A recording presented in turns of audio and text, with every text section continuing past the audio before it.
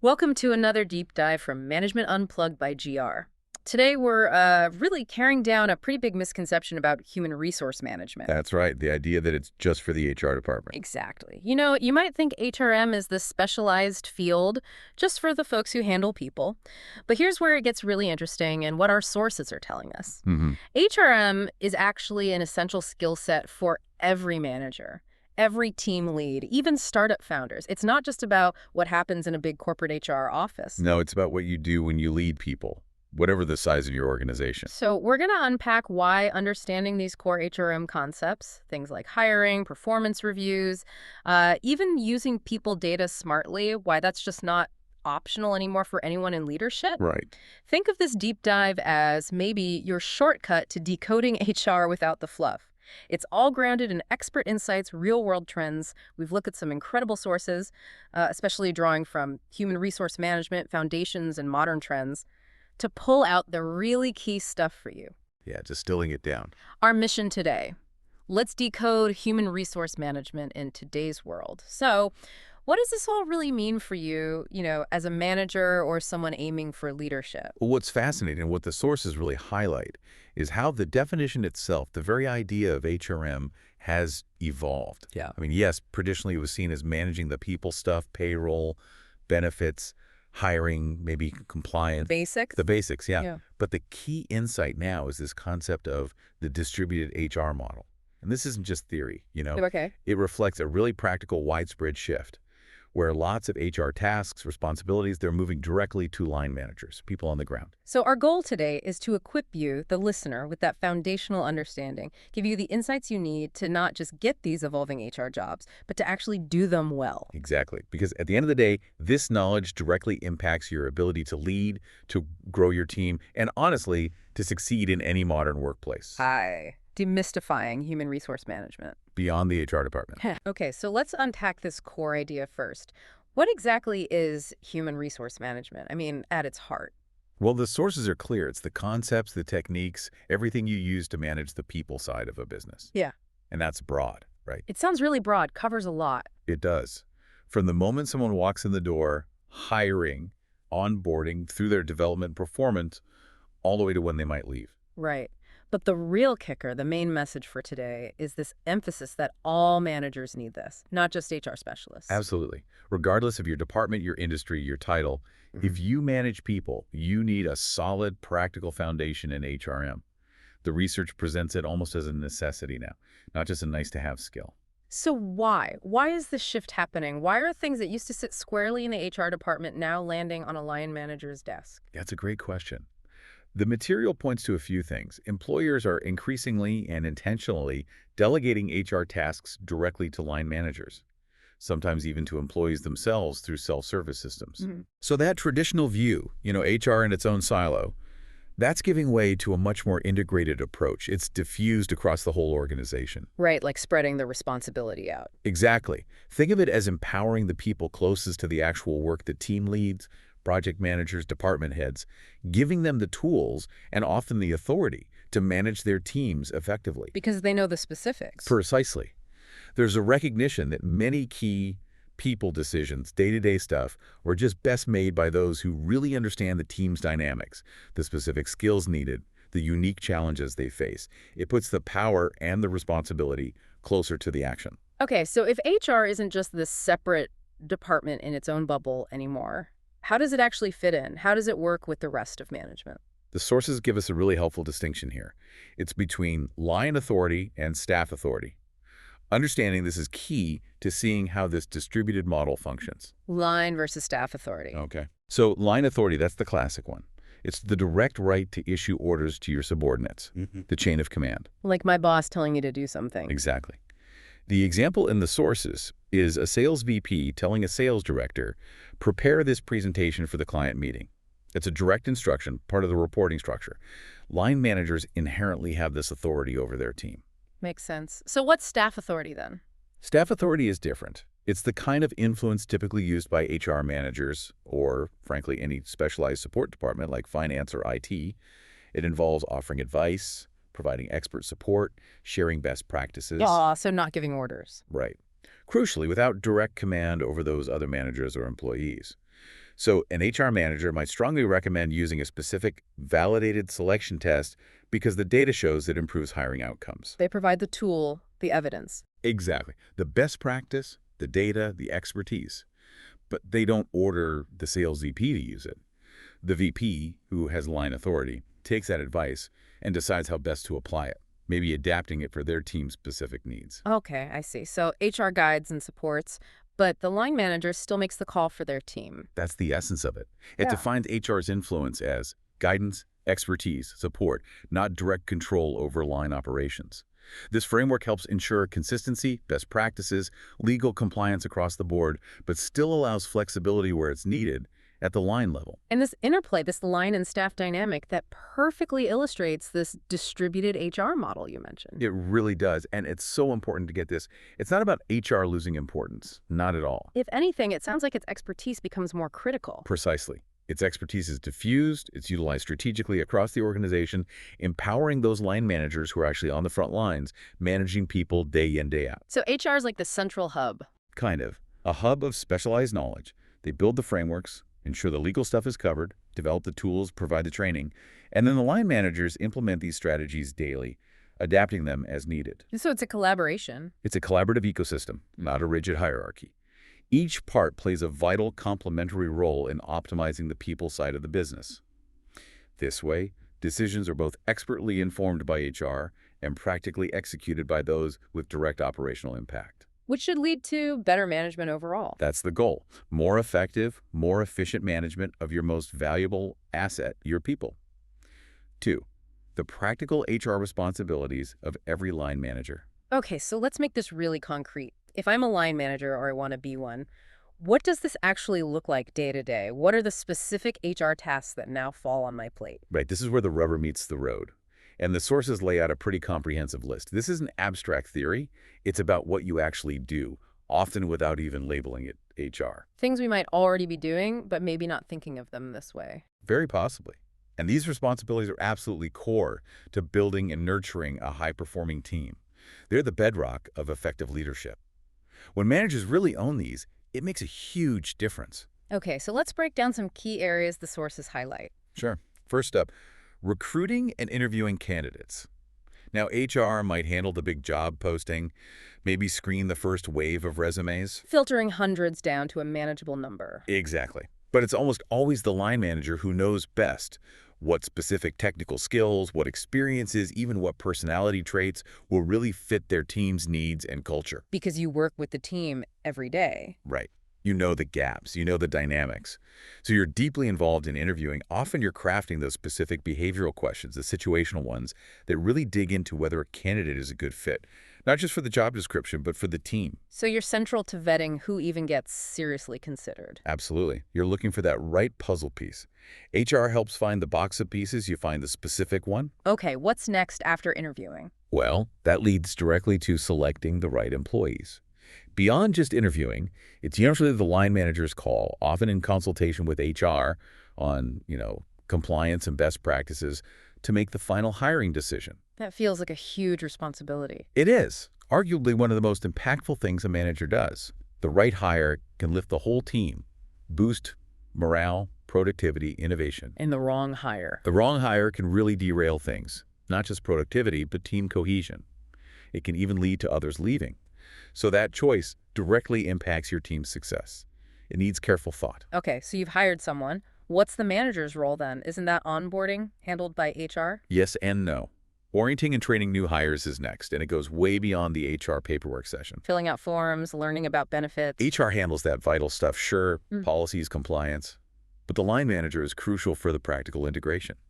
Introducing them to colleagues, explaining team norms, how communication works, setting out initial tasks, providing ongoing role-specific training. Making sure they can actually do the job and fit in. Exactly. That hands-on guidance, regular check-ins, active mentorship that's essential for new hires to feel welcomed, supported, and become productive quickly. It's on the manager. Right. And then it's not just about new hires, it's ongoing. Right. Right, performance. Absolutely.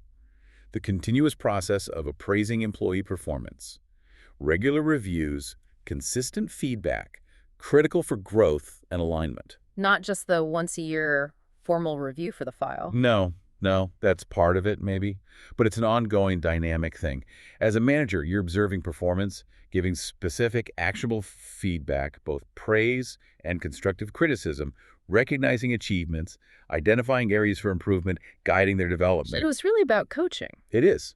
Ensuring people are growing, their work aligns with goals, Mm. and performance management is a tool for development, not just ticking a box. Coaching your team to be better. And part of performance is motivation, isn't it? Definitely. Which brings us to incentivizing employees for performance. And again, this is broader than just salary or bonuses. Okay, how so? How do you consistently motivate your team? Get them to bring their best. It involves understanding what drives each individual.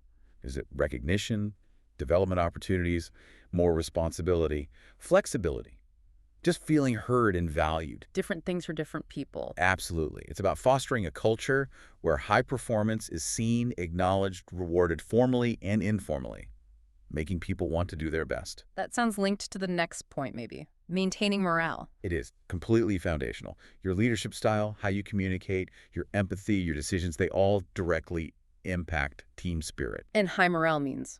Higher productivity, better collaboration, more creativity, lower turnover, low morale. It erodes everything as an ongoing effort, active listening, empathy, solving problems, creating a positive, supportive environment. You're kind of the architect of your team's mood. That's a big one. What else falls under the manager's umbrella? Another crucial one, protecting employees' health and physical condition. This means actively ensuring a safe work environment, following safety rules, providing ergonomic support, addressing well-being concerns, physical and increasingly mental or psychological. So, looking out for burnout, ensuring safety standards. Yes, that falls squarely on local management. You're closest to the daily realities, the individual needs. It's about creating a safe space, physically and psychologically, for people to do their best work. Okay. And one more key area. A really important forward-looking one, developing employees' abilities. This isn't just sending people to generic training. Which HR might organize. Right. This is about fostering individual growth, personalized development plans, identifying specific training needs for their career path, creating pathways for advancement within your team or the company. Investing in their future. Exactly. It's crucial for retaining talent, boosting long-term productivity, and building your future leaders. It shows you're committed to their growth. Wow, that list is extensive. It really drives home how much of what we traditionally think of as HR actually lands with the line manager. You're managing people, full stop. You really are. Not just tasks, but people, their growth, their well-being. Which brings us back to the question, if managers are doing all this, what's left for the actual HR department? How do they support all this? That's where HR functions as this indispensable specialized support system. They're the strategic backbone. Providing the deep expertise. Exactly. The expertise, the standardized tools, the legal frameworks, the strategic guidance, they enable managers to do their HR duties effectively, consistently, legally. The source details various specialized roles within a modern HR team that show this diversity. Like what kind of roles? Well, for instance, the employee welfare officer. Their main job is ensuring legal compliance, labor laws, benefits regs, safety standards. They provide the critical guardrails managers operate within. They're the compliance conscience. Okay, keeping things legal and fair. Then there's a newer interesting one, the happiness officer. Might sound a bit fluffy, Yeah, a little. but the role is serious. It's about improving engagement, overall happiness. They might design well-being programs, team activities, feedback mechanisms. This directly impacts morale, which we just said is a manager's job to maintain. They help create a positive work culture. So they work on the overall employee experience. Precisely, making it a place people want to be. Then you have the talent management specialist. They focus on the whole life cycle of high performers. Attracting them, keeping them. Yes, refining hiring to get top talent, developing strategies to manage and keep them engaged, planning for succession, leadership development. They look at the long-term human capital strategy. Thinking ahead. And finally, a super crucial emerging role, especially now, the HR analytics officer or people analytics specialist, The data person. the data person, analyzing trends using big data across HR, finding patterns in turnover, figuring out which recruitment methods work best, measuring the ROI of training, correlating management styles with performance. Providing data-driven insights instead of guesses. Exactly. Empowering HR and managers to make informed, evidence-based decisions. It's fundamental to moving HR towards measurable impact. We'll definitely dig into this more. 3, Major trends shaping modern human resource management. Okay, let's zoom out now. Look at the bigger picture. Our sources point to several major trends that are fundamentally reshaping HRM, and these demand new approaches, new skills from everyone involved. Absolutely. Not just HR specialists, but especially you, the manager. These aren't just buzzwords. They're real-world shifts impacting how we work and lead. So understanding them isn't optional if you want to be effective today. Not at all. These are powerful forces. Ignoring them is like navigating without a map. They show just how dynamic people management has become. A, workforce demographics and diversity trends. First up, the changing face of the workforce.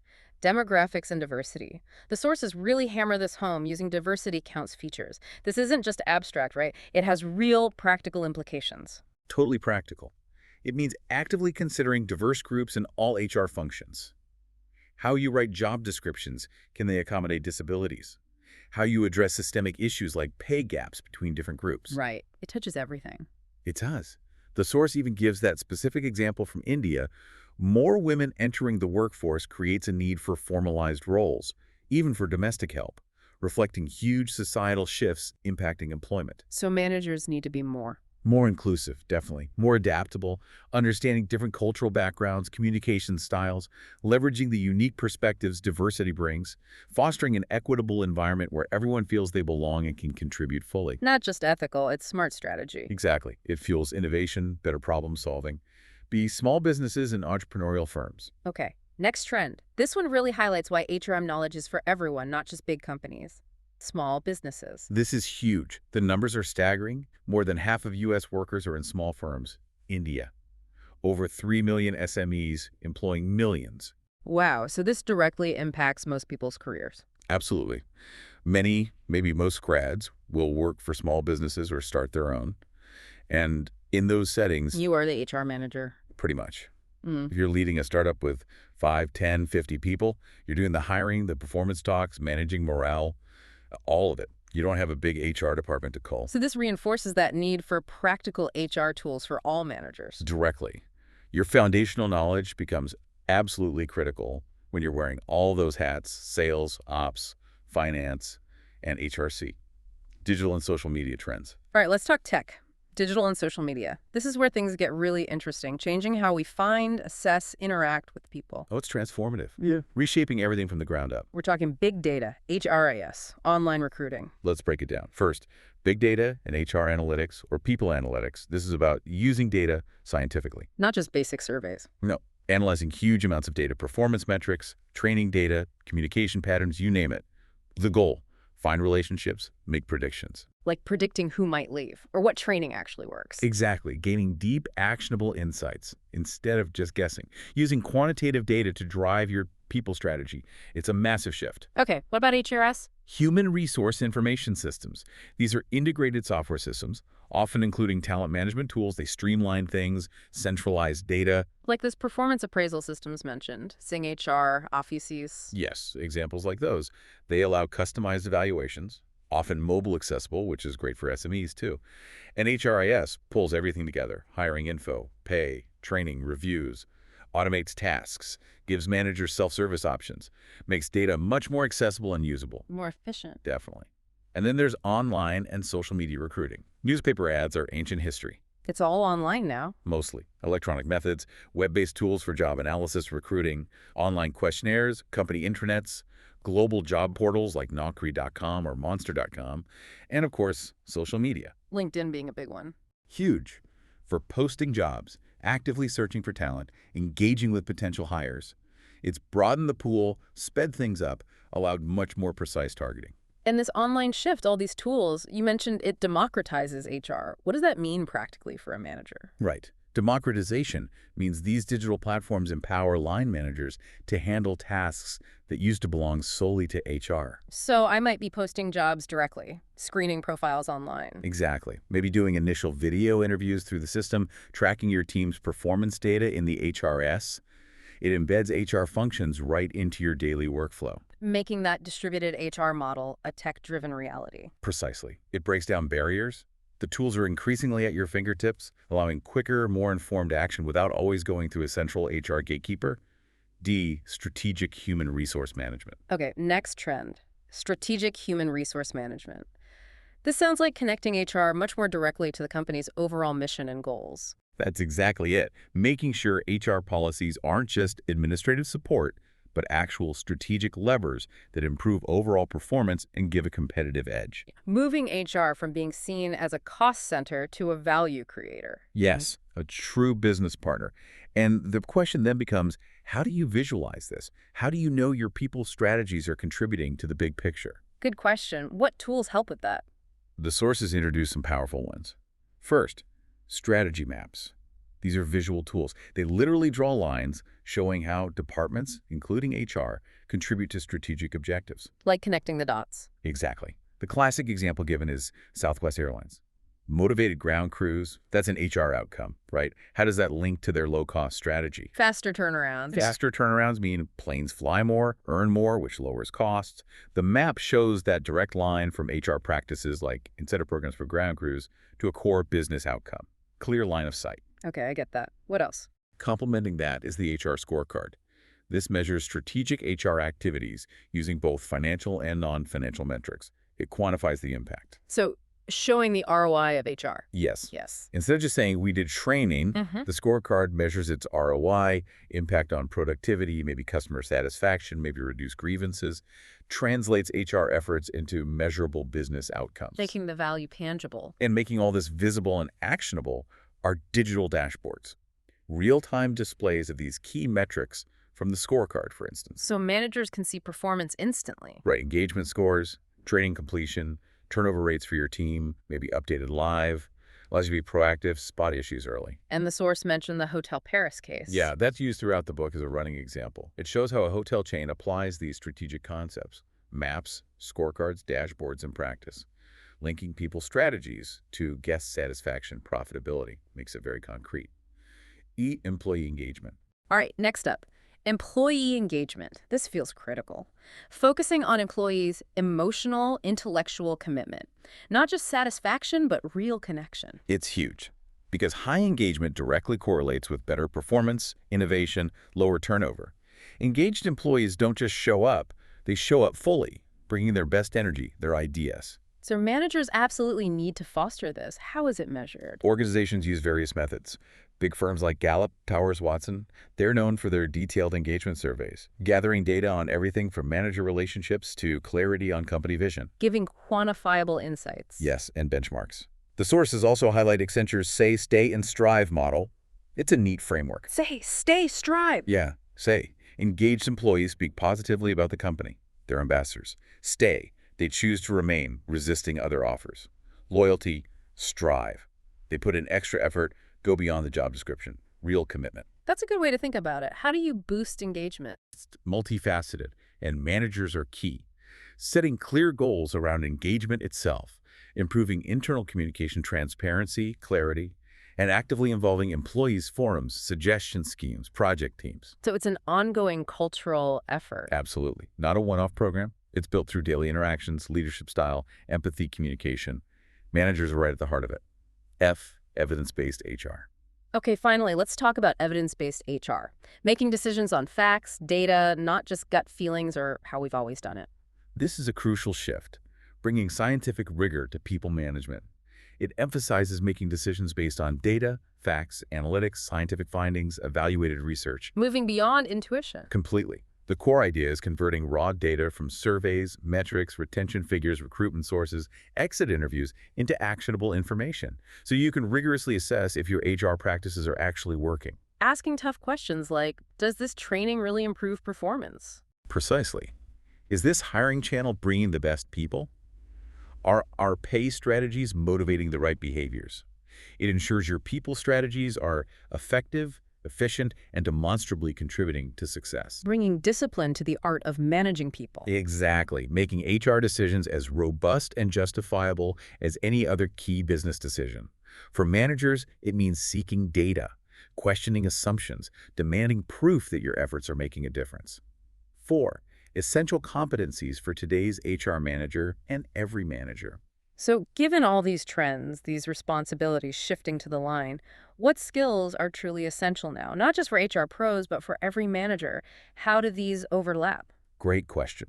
The sources outline several key competencies that are critical across the board, especially in this distributed HR world.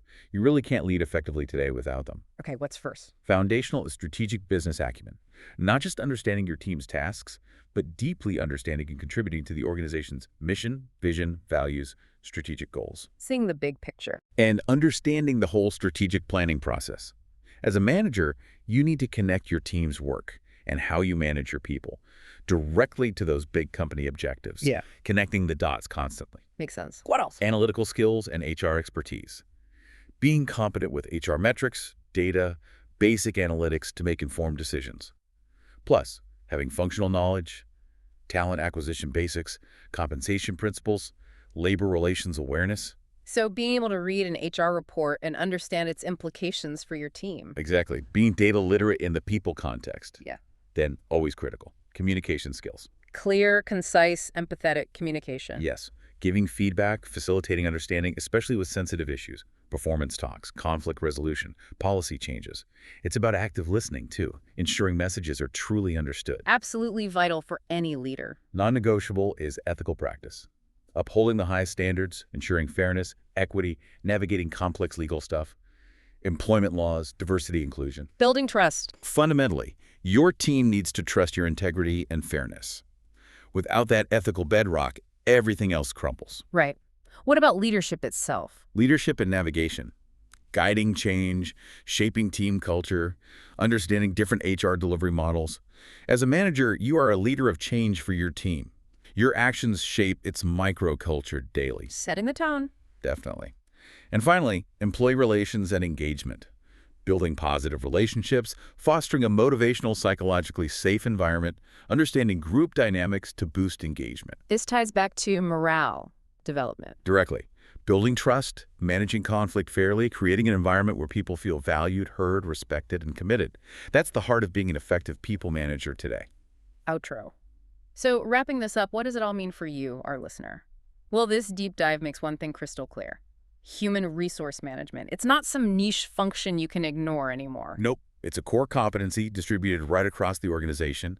It directly impacts every single manager, team lead, entrepreneur. From the nitty-gritty of hiring and reviews to navigating these huge shifts like digital tools and employee engagement, understanding HRM is really fundamental to effective leadership now. You are essentially an HR manager, whether that's your title or not.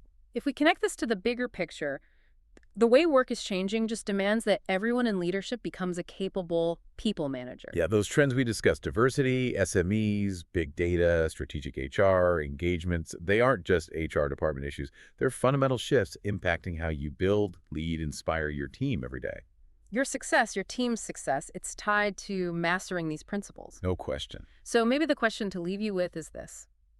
In an era where people are truly seen as the most valuable asset, how will you proactively weave these HRM principles into your daily leadership? How will you move beyond just managing tasks to really championing your team's potential, creating an environment where they truly thrive? What concrete steps can you take, starting now, to become a more effective, distributed HR leader in your own right? Some important things to think about. Definitely. Thank you for joining us on this exploration of human resource management. Yeah, we really hope these insights help you transform your approach to leading people and building a thriving work environment, whatever your role. Until next time, keep diving deep.